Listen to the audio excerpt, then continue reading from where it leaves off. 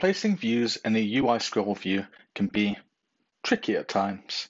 It places burden on the developer to decide whether to use a scroll view or not. And then if the view gets more complex, has more components in, you're likely to have to add a scroll view in later. It's a pain. What if instead developers used UITableViews, which inherits from UI scroll view, to effectively get the same outcome? This video is about how that might be done. This is one of those videos which is about how you might approach using a UI table view as your view. And so I've got a rather trivial example here. In the simulator, I've got the title heading, and I have two pieces of data, which just says 1 and 2.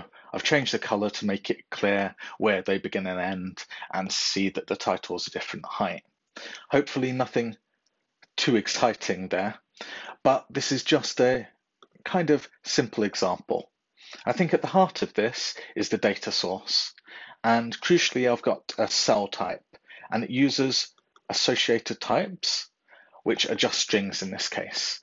So in theory you could use anything there and get the individual cells to display that data however you would see fit.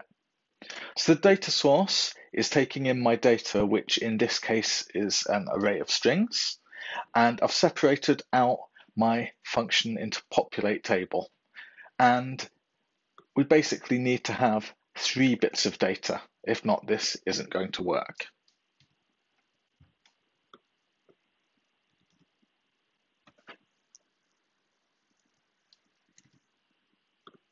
And we have a cell type which is returned for any particular index path. And we have, of course, as many cells as there are in the cells array, which is appended to here. So we're always going to have 3 in this example. And for each type, we're switching. So the text is going to use a certain UI table view cell, and the heading is going to use a certain heading table view cell. And in this example, they're very similar. Just in one of them, I've set a background color. And of course, the heights, one has a height constraint, the other one doesn't. It's nothing too alien here. Because the data source is in a separate class, it inherits from NSObject. But we're just really using this enum type to switch and be able to produce the right cells. So let's go back a step and look at the view model. And the view model is just supplying this data. So in a real example, you're probably using an API call to do this, and then returning the data, and then perhaps setting up the data source. In the view controller, we're just setting up that table view as the background. I set my view to have a background color to ensure that you can't see that, and we can't when we're looking at the table view. We need to set up the nibs, and in this method, because I do it via the nib, I declare the nib first, then register with the reuse identifier, and I just set up the constraints. So the main part of this is setting up the table view data source as the view model data source.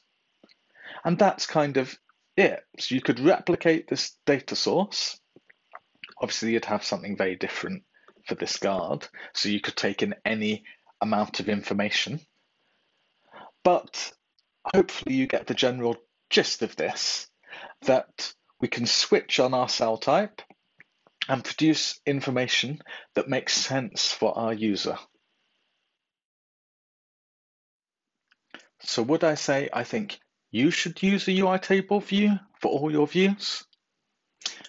As ever, I think it depends. It depends on who you're working with. It depends on the project you're working on. But certainly it's a, I'd say, avenue for exploration.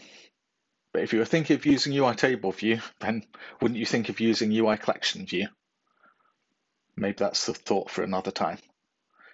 Anyway, happy coding, and perhaps I'll see you on the next video.